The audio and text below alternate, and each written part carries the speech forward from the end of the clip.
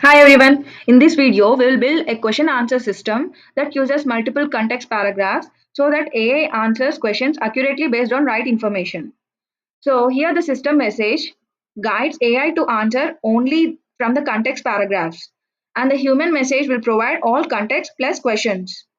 So this is generally useful for long documents or multi-topic data sets. Here I'm creating the context, I'm using the context and I'm passing the paragraphs in the form of lists, and the questions also are given in a list, and have joined all the context, all the paragraphs into a single string for the prompt purpose.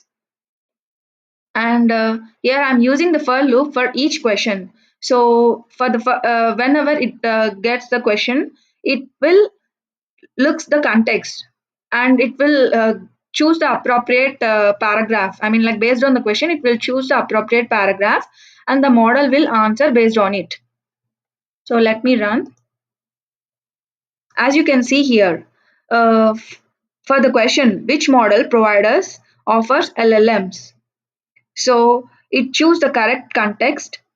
That is, it chose Hugging Face. I mean, like Hugging Face providers provides the transformer library to access LLMs.